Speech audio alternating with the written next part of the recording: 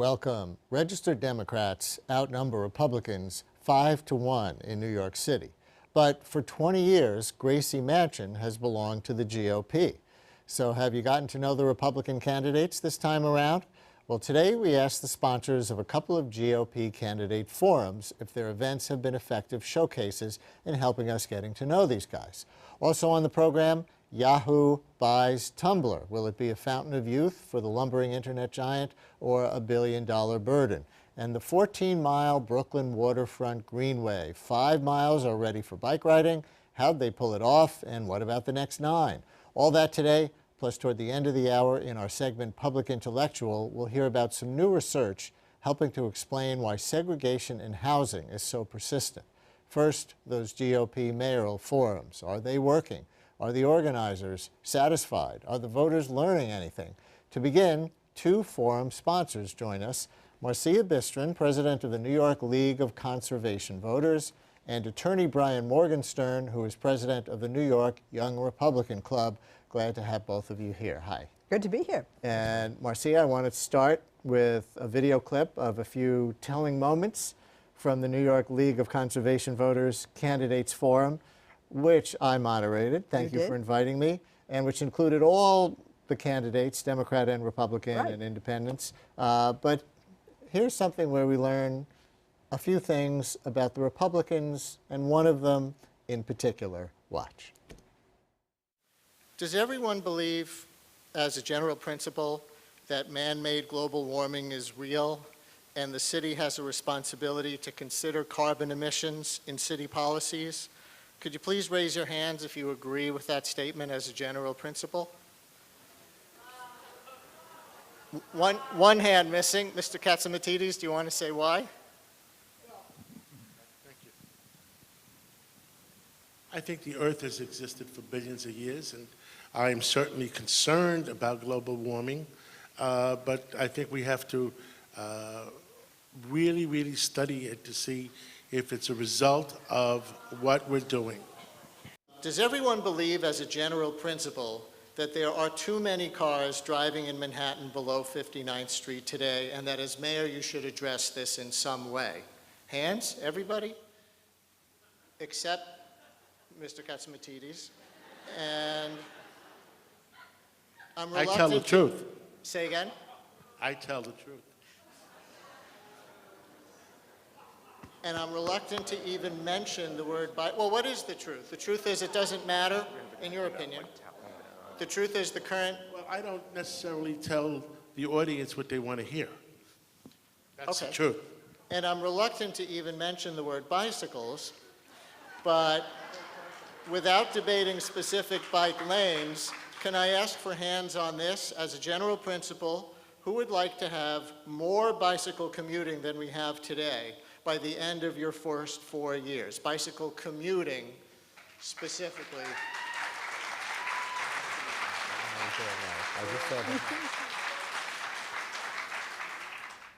All right, from our Earth Day Mayoral Candidates Forum, Marcia Bistron, did you learn something there about Katsimatides versus Joe Lhota and George McDonald, the other Republicans? I did, but I don't want to make too much of the difference, because he went on over the course of the debate to point out that if he were mayor, he would work to address the consequences of CO2 emissions. So even though he's not a complete believer in the anthropogenic causes, he's not ignoring the issue. All right. It seemed like a very pro-environment group. Well, it did seem like it was a pro-environmental group, and I like to believe it's a pro-environmental group. It was, however, a forum hosted by an environmental group. So, as we know, most forums get their candidates to elicit the views that the forum hosts have. So when they go and speak before the Polluting Industries of America Association, I'm not that cynical, we but may get some different answers. Brian Morrison, tell us about your forum. In fact, tell us about the Young Republican Club. Who's in it? Hundreds of people age 18 to 40 who are sympathizers with the Republican Party generally. We exist to educate members on issues, promote the party brand, hopefully change a little bit over the next couple of election cycles, and to help choose and elect good candidates to office. Considering the political demographics of New York City in general, and especially, I think, among younger people, is it hard to be a young Republican in New York? I see it as a challenge, and it's a lot of fun. We have a great group of people that's growing by the day, and we find that a lot of people are Republicans who just don't know it yet. Those are the folks we run into. It's people who want jobs like you and me, and who espouse environmentalist points of view, because clean water and clean air are good for everybody. It's a group that believes the Republican Party should be a bigger tent, and can be, and that we should be the driving force in it, and that we should be successful for years to come. So what did you hope to get from having a Republican hopeful as mayoral forum? Well, we wanted to teach our members about the issues, because a lot of our members are not native New Yorkers, and so a lot of our members maybe only have been here for a couple of years, and they don't necessarily, they haven't been involved yet in the local issues. They don't know what they are. They want to learn about them. We want to help them promote our party and the candidates, so that they can maybe pick one that they like and go volunteer for them, or donate to the campaign, or get involved and maybe run in the future, and just sort of get plugged into the pipeline. That's really interesting. So young Republicans, I guess like young people for many, many generations already in New York, tend to be folks who not necessarily grew up here or didn't necessarily grow up here, but grew up anywhere in America and came here for opportunity to work to fulfill their dreams? That's right, of course. This is the city, if you can Like make it everyone. here. Yeah, of course. And New York is a special place. It's a self-selecting group of people who came here with big dreams. So the Welcome Wagon Mayoral Forum, here are the issues, welcome to New York, here are the things we care about, and let's meet some potential mayoral hopefuls. We're going to show you a clip of some people from the audience at the Young Republican Club Mayoral Candidates Forum talking about the issues they're concerned about. I'd probably say rising income inequality. There's serious issues regarding rent disparity. That's a major issue. Bloomberg's brought a lot of prosperity to the city, but he's also made it somewhat of a wealthy commodity, which is good for people who can afford it. However, there's 8.7 million people here in the city, so that makes it somewhat difficult for the vast majority of those people to afford to live here. I mean, we have 10-12% people in New York City living below the poverty line, not including those who are on the margins. So I think it's a major issue. I mean, I think you can feel it just about anywhere, not just in Manhattan, but Queens, the Bronx, Brooklyn, Staten. I think the biggest issue, no doubt, is going to be fiscal issues. The first question of the evening regarded union contracts. I think that's the biggest fiscal issue on the table, and it will be the most pressing and telling of the qualities of the new mayor. I think the biggest issue is the economy. I think we've got, nationally, we've got millions of people out of work. We've got hundreds of thousands of New Yorkers out of work. But I think if you're the constituent, I think we've really got to talk about education reform. I think that's one of the biggest issues that's going to continue, and I think it should be a bipartisan issue. The problem is there's so much special interest surrounding it that I think the mayor is going to have a challenge now and probably for the next 4 or 8 years. So I would have to say education and the economy are going to be the top issues for whoever becomes the next mayor of New York City. Audience members at the Young Republican Club Mayoral Candidates Forum, when Republicans talk about education issues like that guy, are you talking primarily about choice, like vouchers, or being tough on the teachers union in terms of evaluation standards? Well, school choice is always a factor. Charter schools have come up in a number of forums and stories, and I know that is a big issue. But also, yes, being tough on the teachers union. They don't want to have report cards, but the students do. I don't think that's fair, and I think a lot of candidates share that view. And so, a tough negotiator with the teachers union, I think that's a big criterion. The first guy in that montage talked about income inequality. I thought that's a liberal Democrat issue. Right. Well, listen, in New York, there is a big disparity. And usually where people begin that conversation is on a very Republican issue, and that's taxes. And we have the highest taxes in the nation, the water tax, the commercial space tax, the hotel tax, everything in New York in terms of business owners makes it very difficult to be here. But wouldn't lower taxes increase income inequality? Because it would mean the richer folks could keep more of their money and then there'd be less for the government to spend on services for everybody else? That's treating it like a zero-sum game. If you lower the cost of doing business, it's going to be easier to expand your business and hire people and have those folks paying taxes. And so that's where the Republican view comes in. Marcia, can you identify anything new that you learned at the Candidates Forum? What I found interesting was Joe Lhota used it as an occasion to distinguish himself from the National Republican Party.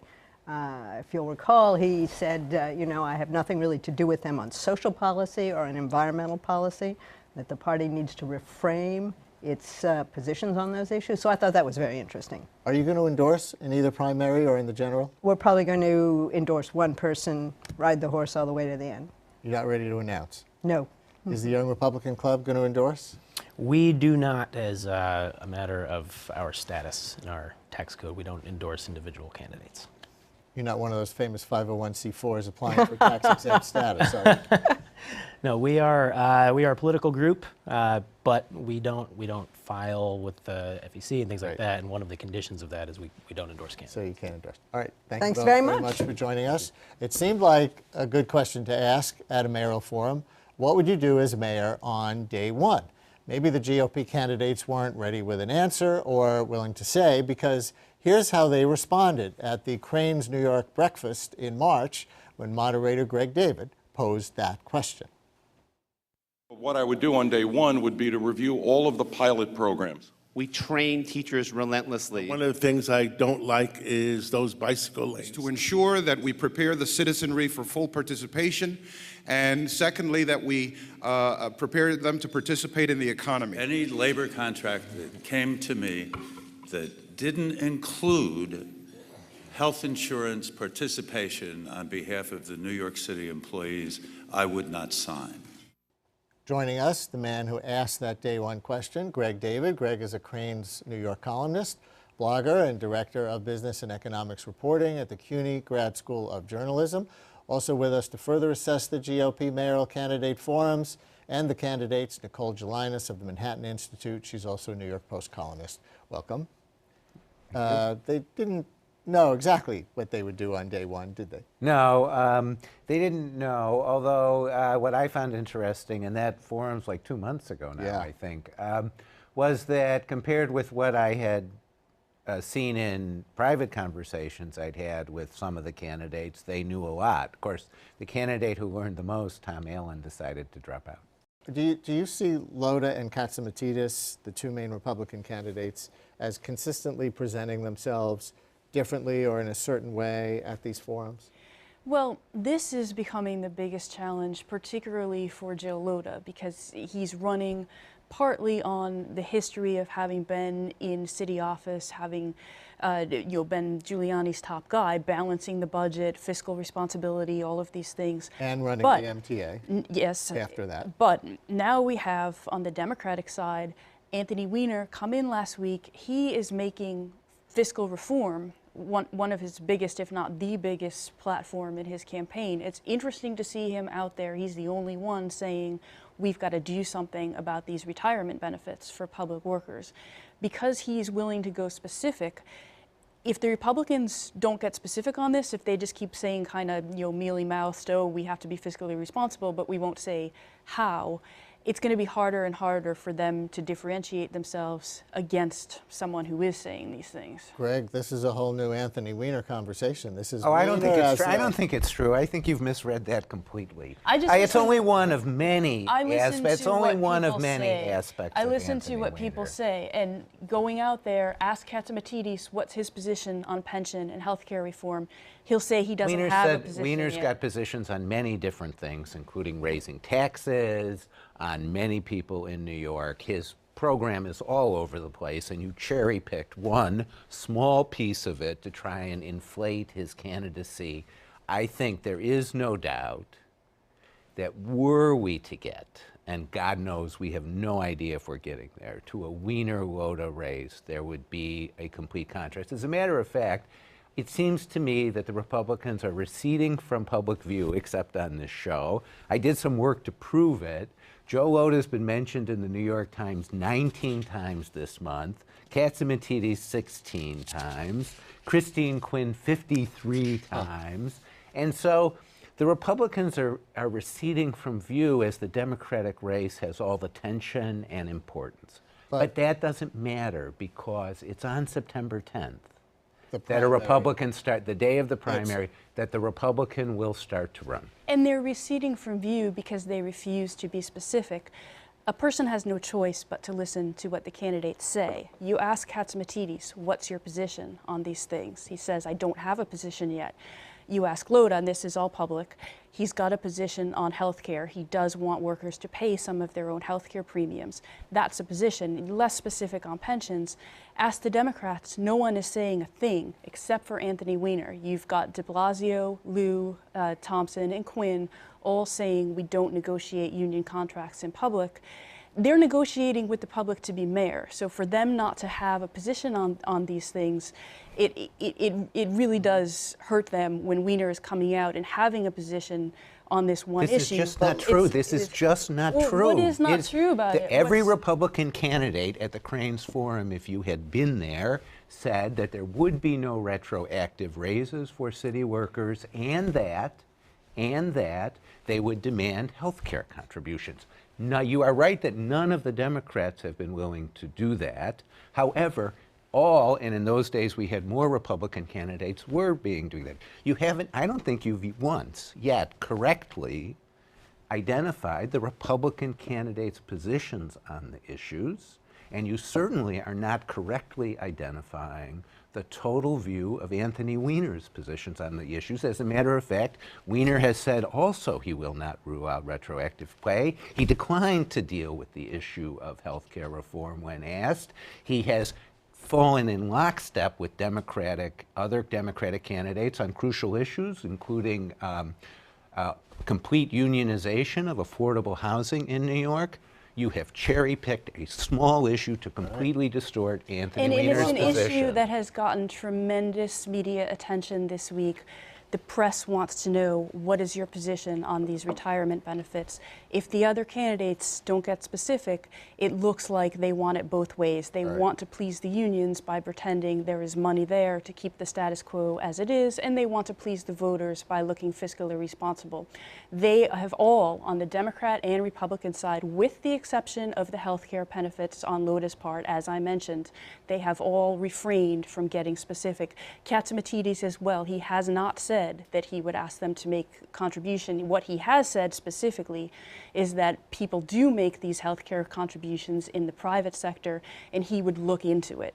Greg, to follow up on your point about the disappearing act of these Republican candidates from most of the media, I also have not seen, maybe there are some, but I haven't seen on TV or in the other media, polling comparing the two leading candidates, Katzimatidis and Loda, against each other in the Republican primary. I've seen lots of polls come out comparing the Democratic candidates to each other. Is there any polling? There's a little bit of polling, but look, this is the point. It's so hard to do because there are so few Republicans, as you pointed out. Now look, it's fair to say that an extraordinarily small number of voters, 50,000, 60,000, 80,000, will decide who the Republican candidate is. Therefore, you get very strange races, including George McDonald, who you didn't mention, or John Katzimatidis. The one thing we agree on, it's not just pensions. Katzimatidis has no position or ability to articulate a position on any issue.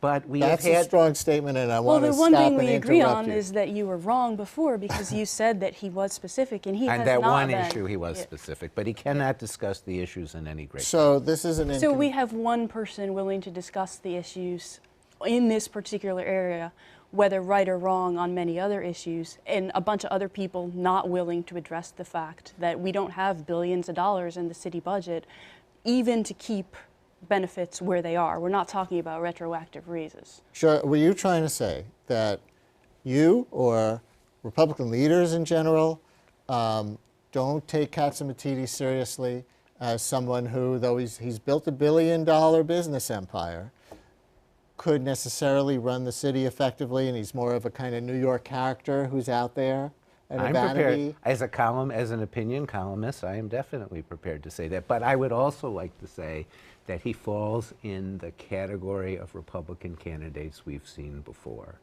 Remember, Ron Lauder took on Rudy Giuliani and spent an enormous amount of money, and Herman Badillo took on Michael Bloomberg in 2001. The press treated both candidates reasonably seriously, about the way you treated Katzimatidis seriously today. But in the end, the Republican voters in both those elections chose the candidate, the only candidate with a viable chance in November. And Joe Lhota is the only Republican candidate with a viable chance in November. I don't know if he can win.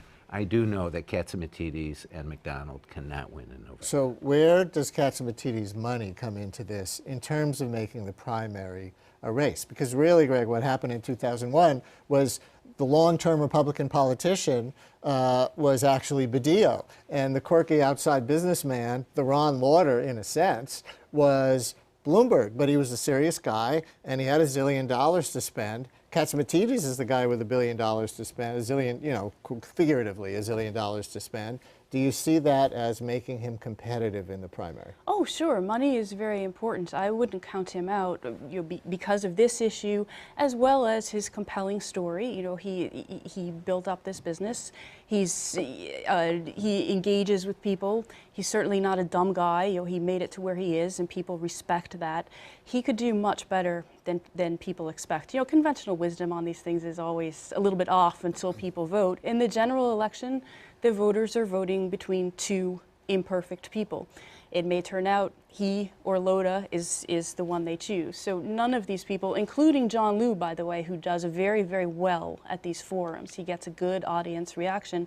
At this point, I wouldn't count any of them out on either side. Well, but Ron Lauder's millions mattered not at all against Rudy Giuliani, right. so Right. let's be clear. We will see what happens on September 10th. We will talk again before then. Thank you both. And in a moment, Yahoo buys Tumblr and other matters on the mind of futurist and social entrepreneur Andrew Roche.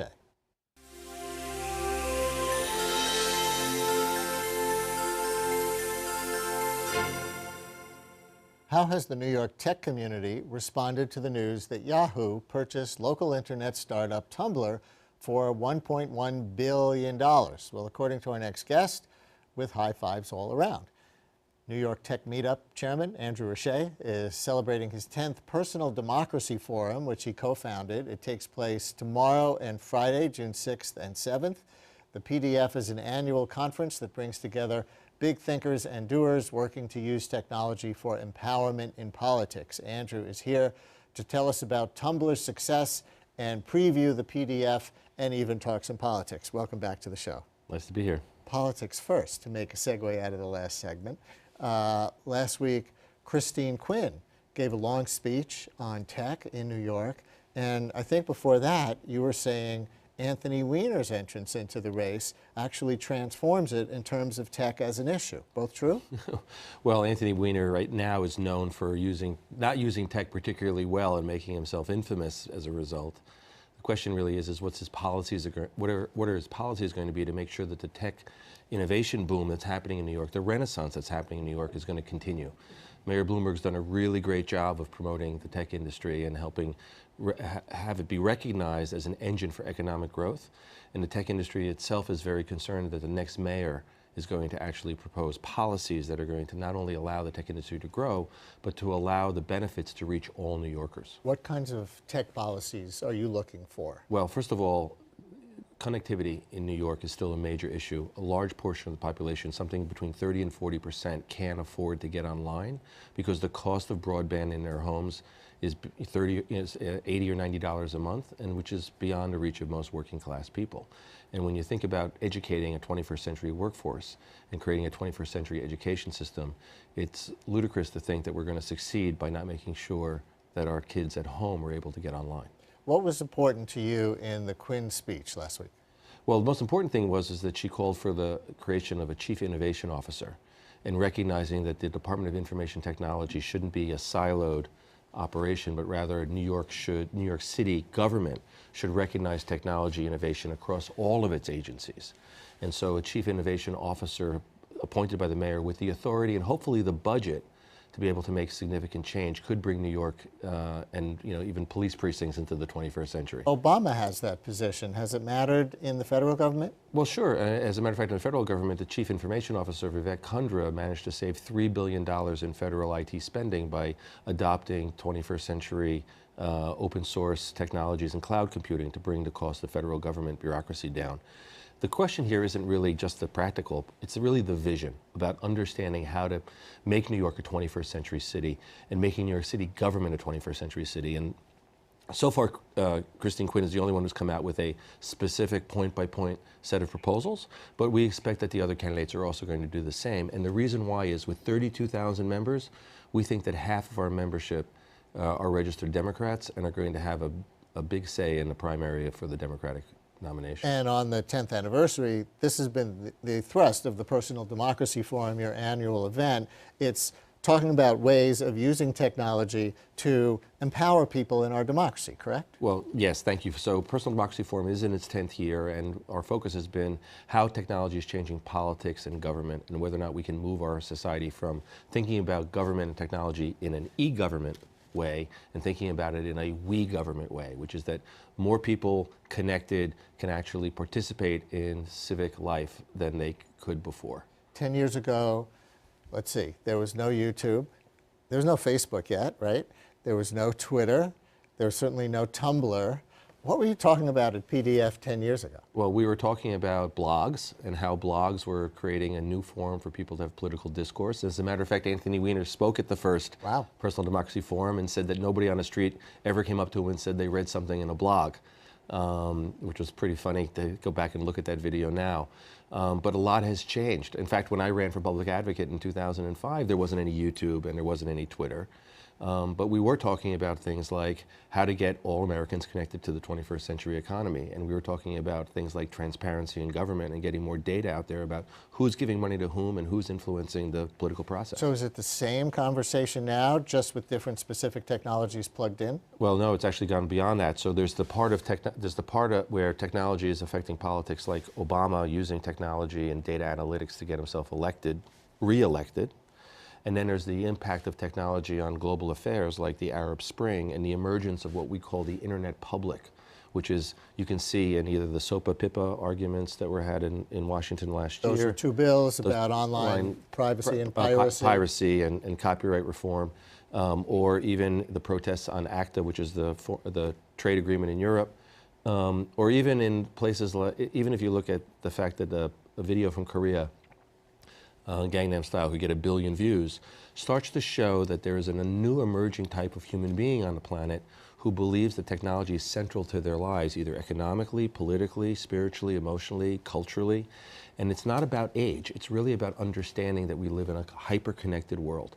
And so PDF is talking about what does it mean to live in a hyper-connected world? What does it mean for governance? What does it mean for nation states? What does it mean for people and self-determination? How about Facebook founder Mark Zuckerberg's forward.us, FWD.us? Is that important? Well, it's not his. He was one of the financial contributors to it. Okay. And it was an attempt by the technology industry, mostly Silicon Valley funders, to try to influence the immigration bill by supporting Republican members of Congress around issues that they care about, which are actually really opposite most progressive perspectives, particularly around things like the Keystone Pipeline. And I think it was unfortunately a failed attempt because it showed naivete on the part of the technology industry in understanding how politics actually works. All right. Yahoo acquiring Tumblr. Great news. This is not just a tech cyberspace story. This is a New York story, isn't it? This is a story about the fact that Silicon Valley no longer can claim a monopoly on the idea that tech innovation can happen in the United States. In fact, it confirms the fact that New York has a major advantage in the future because it has such a high quality density of human capital. And almost anyone in any industry, whether they be in finance, healthcare, education, media, publishing, fashion, music, is able to take advantage of technology in new ways that they were never able to take advantage of before. And so it's not just Silicon Valley anymore, it's New York and other major cities around the world. And that's, excuse me, that brings us back to why the mayor's race is so important, Brian, because the next mayor needs to understand that for New York to succeed, we have to attract talent to be able to fuel not only new startups here, but the conversion of all New York's traditional industries into 21st century businesses. Why does Tumblr matter? It's, you know, one could say, well, it's a cool looking site, but it's another place to blog, text, and photos. Is there something transformative here as you see it? It's transformative in the fact that it grew so fast and it was so easy to use, and it was developed by a young person who had a singular vision and a focus and used simple coding technologies. And I say simple not in the sense that everybody could do it, but technology itself, the coding is getting easier and easier, and people can now build businesses and applications using simpler tools to be able to create value. And there's a lot of value in Tumblr because of the eyeballs that are paying attention to it and the facility that it allows people to be able to communicate their thoughts. Tumblr should be thought of as Twitter and blogs merged together, sort of a longer form Twitter. And that's a very valuable tool in this hyper-connected world we live in. Is Silicon Alley, if that's even the right, shorthand for the New York tech industry, can it be the new Wall Street as Wall Street jobs continue to shrink, or is that the wrong way to think? I think it's the wrong way to think about it. Technology shouldn't be thought of as a slice of the pie. It should be thought of as the pan that dynamically changes all of New York City's industries. So as Wall Street is shrinking, also because of technology, because of efficiencies that are being created, and other industries are trying to transform themselves. Let's talk about the New York Times and publishing industries in New York, or the music industries in New York. They are all taking advantage of technology in new ways. So technology itself is not an industry so much as it is a tool that can be used by all industries. Right, and they say the attraction for tech people in New York, or the reason that there are tech jobs in New York, is there are these other pre-existing New York industries that obviously need a lot of tech innovation. Fashion, media, as you say, finance. But there's a downside to that, I've heard, which is that some of the pure tech people who are really interested in just tech innovation for tech innovation's sake, they still want to go to Silicon Valley. Well, it's true that Silicon Valley has a fantastic culture for innovation and for startups, and there's great VC companies, VC organizations funding companies there. There's obviously Stanford and higher education connection between the startup world and higher education. But New York has something that's different, which is that New York has the highest concentration of talented people. So if you're, and if you're also interested in having a lifestyle that allows you to go to great theater, see great music, go to great restaurants, be able to go to the beach, and be able to go skiing all in the same place, New York is a great place to start a business. And to finish up, back on Personal Democracy Forum, again, you have it over the next couple of days here in New York. The one I was at 2008 when Obama was running, Hillary Clinton was running. There was so much fever among young Democrats for, hope and change, for the possibility of change. There was all this optimism in the air. Is the crowd older now, and are they more cynical now after 5 years of Obama that hasn't necessarily fulfilled all their dreams? I think that people need to realize that winning an election using technology is not the same as building a democracy better using technology. And so I think there's a little bit of disappointment that some of the tools that were used by Obama during the campaign didn't actually translate to governing and making for a more, a more robust or healthier debate about public policy in this country. And on the other hand, we certainly have some optimism because so many more people are able to participate now that maybe we might be able to start creating new ways of helping to solve problems, new ways of electing people who actually are more transparent, more accountable, and actually giving people a reason to not think of politics as abstract, but actually relevant to their lives. What space are you in? Where's the conference this year? The conference is at NYU Skirball. You can find out about it by going to personaldemocracy.com. Nate Silver, New York Times statistician, is going to be one of our keynoters. Always a great speaker. And always a great speaker. And hopefully we'll see you there too, Brian. Andrew Shea, thanks a lot. Thank you. In a moment, biking the Brooklyn waterfront.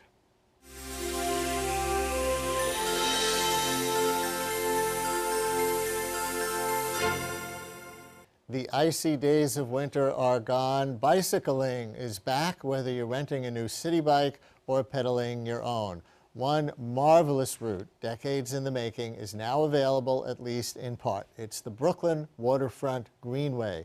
5 miles of the planned 14-mile route from Greenpoint to Sunset Park is complete, with separate lanes for bikes and pedestrians, much of it with landscaping and open spaces.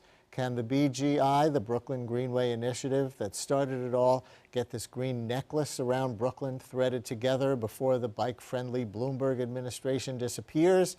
And can the BGI do for water quality what they've already done for access to the waterfront? Joining us, one of the founders of the Greenway Initiative, Milton Puryear. Welcome to our program. Thank you, Brian. So we have some slides to show of the Brooklyn Greenway, but first, we'll go back in history about 100 years, because your concern here is not just bicycles and exercise, it's quality of life. That's right. It's who we are. That's it's right. what this city is. And this guy, who we're going to show, had the same concern about the waterfront in 1904. You know who this is, right? Yes, this is Martin Littleton. He was the borough president of Brooklyn. And we have a copy of his annual report. My associate, Brian McCormick, is a historian, has the annual report in which Martin Littleton is begging, literally begging the Department of Docks that keeps granting street end closings for private industry to create some public docks so that the public wouldn't get walled off from the water. You have that quote. Yes. Will you read what he wrote? Sure, absolutely. From one end of our waterfront, private capital is engaged in the work of development, and petitions for the closing of various streets leading to the bulkhead are numerous. The petitioners in nearly every case present some good reason for the closing of the particular streets in which they are interested, but it does not require much foresight to see that if all of the petitions are granted, the borough will in the near future be completely walled up in a system of privateer docks, and the public will in no way have access to the waterfront.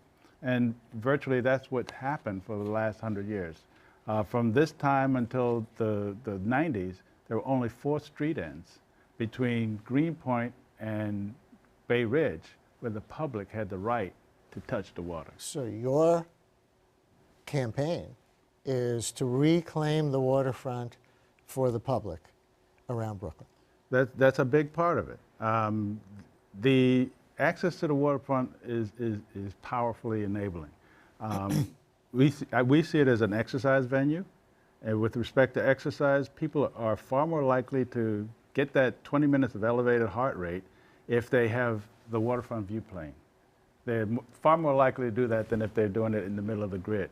They're far more likely to take their health into their own hands and be motivated to do it. Let's bring up a map. This is your map, right? Yep. And tell us what you're looking at. In fact, give our viewers a little tour, maybe starting from the upper left. Okay. In the upper left, we're looking at the very corner. There's the Brooklyn Navy Yard, the little light gray area. Yep. The map continues even further to include Williamsburg and Greenpoint. But right at the bottom in the left, the green area, that's the new Brooklyn Bridge Park. Our Greenway runs through Brooklyn Bridge Park and extends out of the park for 7 miles in each direction. The 14 miles between Greenpoint and the end of Sunset Park, where it connects with Bay Ridge, are the area of no historical public access that we are trying to address by creating continuous public access with a commuting and an active recreation route, but with also bringing back access to the view plane, open spaces, native plant communities, and other environmental services such as stormwater management. And how much is done? How many gaps? There's a lot of gaps. I often look at this as something where, you know, we get the dots and dashes on the maps, and then it becomes just an imperative politically to connect the dots. If we can do that, we've done some good work. So let's go deeper in and look at some more views that show us 3 different kinds of paths that you have. So this is actually waterfront, directly along the waterfront. Where is this? This is at Atlantic Avenue and Furman Street, right near Pier 6 of Brooklyn Bridge Park. Actually, this was the first green space that we adopted back in the early, probably 2002 or 2003. It was at that time the only green space on the route of our proposed 14-mile Greenway. So we said, let's make it look nice. And we took it over and have maintained it since. So you can't always get waterfront access. Sometimes you have to negotiate for it. So you do what you can. This is Columbia Street, just south of, between Brooklyn Heights and Red Hook, right along the waterfront. The fence on the right is the Red Hook Marine Terminal. Right, so you're just outside of that. So whenever there's a water-dependent use, we go on the inland side of that. The Greenway goes on the inland side of it. But this is still, I mean, most places, this would be considered a fabulous couple of bike lanes because you'll see that there's a barrier separating the cars and the bikes. So it goes cars, sidewalk, bike lane. The bikes are not riding outside the cars in the gutter. Well, that's one of our criteria, physically separated from traffic. For every person in New York that we believe is willing to ride with traffic, we think there are 50 who would ride a bike if they didn't have to. And so what we want to do is create infrastructure, public infrastructure, that will enable that behavior because it's good for the city, it's good for the health of the individuals, and for many waterfront communities where you don't have subways, it's one of the most important transportation routes. Yes, vehicles. And sometimes you can't even get that we were just showing. So we'll show another slide, and you have to settle for this, which is that the route continues right on the street. Yes. Now, this is an interesting one. This is Kent Avenue, and in this instance, the physical separation is being provided by a parking lane of cars. You don't see so many in the foreground, but if you look further up, you'll see parked cars just to the right of the green stripe. Which is still, as bike culture goes, pretty much a luxury, right? Because again, you're not in traffic. You have that parking lane, and viewers, you can see that parking lane, even though, as he says, there are no cars really that you could see close by, but you're not riding in traffic like where that, I guess that's a UPS truck or something, is across the street. And the interesting story about this, this development was one of our partners at DOT encountered 3 young boys on bikes playing on the Greenway here, the green striped, and he asked them what were they up to, and they said, well, our parents said we can only ride on the green paint. Possibilities being created. Absolutely. But it's not just about bikeways through which you can move. You're creating spaces. You're creating places to stop and to be. So let's show one of those. So what are we looking at right here? So this is images of several open spaces that we're in the process of developing. The one on the lower left, Williamsburg Bridge Park, we're working in support of community advocates who are pursuing the creation of a park below the Williamsburg Bridge and working with the Regional Plan Association. The one on the lower right, Columbia Waterfront Park, this was originally intended to be a truck bypass route with 2 truck lanes, but we were able to negotiate that away and get it to become part of the Greenway. So that'll be a 2-acre neighborhood park in the Columbia Waterfront area. Nice. And the top one is one that we're very excited about, the Naval Hospital Cemetery site. And there's a closer view of that. Yep. This is formerly a cemetery for 100 years for the hospital at the Navy Yard. Most of the remains are disinterred, but some remain. There's a deed restriction. We treat it as hallowed ground, and we are about to restore it as a native plant habitat. So the Greenway started as a small group of volunteers. Now you've got city planners, you've got funders, you've got all kinds of people. What's the growth curve? Well, the growth curve for us is we've got a lot of work to do. A lot of people have said, well, you've been so effective, maybe you should be the New York Greenway Initiative. We've tried to stick to our knitting and not overextend ourselves and to go deeper in our existing footprint. However, we are working as partners in the Jamaica Bay Greenway Coalition because this 14 miles, that's the missing link. But beyond Bay Ridge, there's a greenway around most of the rest of the Brooklyn waterfront for a total of 27 miles when we finish our part. Wow. So we're working with the folks in Jamaica Bay, the Regional Plan Association, the National Park Service, and others to help perfect the Jamaica Bay Greenway all the way around Jamaica Bay. So many political battles. This is, well, actually, all right, so this shows us community boards, right? Mm-hmm. The red lines delineate community board districts. Yeah. So you have to negotiate with each one of these in order to keep that struggle going for the other 14 miles, right? That's absolutely right. We started off focusing on 1 mile where a DOT project was taking place, and then once we got our vision, we had to sell it up and down the waterfront to community organizations, every elected official, every community board, and each one of them adopted the project. Everybody embraced the vision for their own communities, and it was key because the Columbia Waterfront neighborhood where we started, there's only 1,000 households there. No real political critical mass to get anything built. Now there's 500,000 people within walking distance of the route. What are those green dots? Those are open spaces, existing or proposed open spaces. We're really trying to not just have a 30-foot wide pipe or tightrope along 14 miles. We want you to be enveloped as often as possible by an expansion of envelopment of green. And you're always having events and fundraisers. Yes. We saw this poster for the Epic Ride. Let's take a look at that. Yes, the Brooklyn Waterfront Epic. This is our 5th year. It is one of the most fun and enjoyable rides of the summer. July 27th is on a Saturday, usually the last Saturday in July. We ride from Greenpoint all the way out and around Jamaica Bay and end up at the Rockaway Beach, where those who are too hot just take a plunge. You need volunteers? We absolutely do. Volunteers power our work. We maintain a lot of the Greenway, and volunteers play a big role in that. Are you afraid of the post-Bloomberg era? He's been such a bike-friendly mayor. It certainly could be a loss, depending on who's running certain agencies, whether they are as supportive of our vision. Our vision for the Greenway is somewhat different from, say, a bike lane vision, and we find that it's universally appreciated until someone has to lose a parking space because of it or something like that. There are very few people who are against it in principle. Not in my back garage space. Right. Thank you very much. Good luck. Thank you very much, Brian. Young adults and housing segregation in a minute.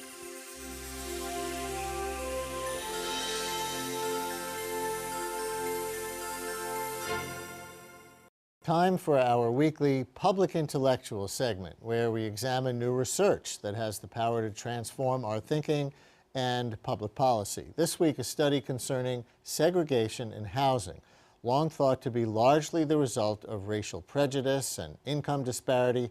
Housing patterns also appear to be correlated to something else, what people experience as teens. They duplicate these things as young adults, making life choices. To explain, University of Wisconsin sociology professor Marcus Britton joins us via Skype from Milwaukee. Welcome. Hello from New York. Hi, Brian. It's a pleasure to be here. What did you set out to measure with this study? Well, we used some data from what's called the National Education Longitudinal Study, which follows a representative sample of folks who were in eighth grade in 1988 through the year 2000, when most of them were about 26 years old. And basically, we're interested in using that to see if there were similarities between the kinds of neighborhoods that people lived in as teenagers and then as young adults, focusing, in our case, specifically on racial composition, the percentage of white neighbors in their zip codes at each time point. And so you were looking at isolation versus diversity. Is that the right way to define the spectrum? Yeah, I mean, we have more direct measures of the isolation aspect than diversity, because we don't look at the differences in terms of the variation in the mixture of non-white neighbors specifically, but that might be an area for future research. So what relationship did you find between where people lived as teens and where they lived as young adults? Well, basically what we found was that there was a pretty strong relationship. In other words, the percentage of white neighbors during the adolescent years was one of the strongest predictors of the kinds of neighborhoods that people lived in as young adults. And somewhat unsurprisingly, that was particularly true for people who stayed in the same metropolitan area. That is, people, for example, who grew up in Milwaukee, who stayed in Milwaukee, the Milwaukee area as young adults. We saw a particularly strong relationship there. But more surprisingly, we also saw that relationship for people that moved to a different metropolitan area, people who grew up in Milwaukee, for example, and moved to Houston, or more typically to a more nearby metropolitan area like Chicago or Madison. Even for those folks, in spite of the different racial compositions in the places that they were ending up in, we still saw a relationship between the composition of their neighborhood during adolescence and during young adulthood. Why do you think this is? Is this because teens are comfortable where they live generally, and so they seek out, as young adults, when they have more personal choice, the same kind of composition in their neighborhoods? Or is it from a lack of choice based on their income or anything else? Well, we think, and we don't have direct evidence of this, so this is somewhat speculative, but we suspect that it reflects some of the things that you mentioned, so higher comfort levels. And I should mention that we only found the relationship between the teen neighborhoods and the young adult ones for non-whites. That is, we didn't find the same relationship for white young adults. But for non-white young adults, we suspect that reflects greater comfort levels with more integrated settings. And perhaps also, and again, this is somewhat speculative, but perhaps also a greater experience with dealing with and getting around discrimination and the kinds of potential housing barriers that can present to moving into a more white neighborhood. In other words, a key finding here is if a teen grew up in an integrated neighborhood, he or she is more likely to be living in an integrated neighborhood as a young adult.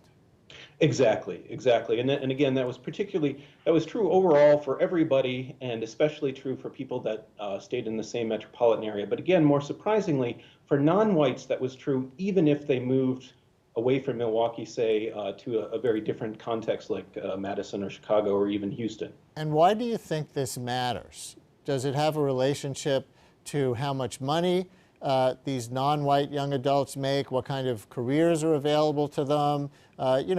People could argue, well, I don't care if I live among white people. I don't need to live among white people in order to be a whole person.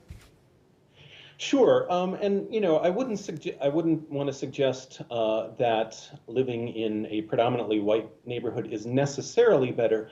But what we do know is that high levels of residential segregation in U.S. metropolitan areas are strongly predictive of racial disparities in the extent to which people are exposed to things like concentrated poverty and other kinds of disadvantage that have adverse effects on outcomes like whether they graduate from college, their health status, and the list could go on there.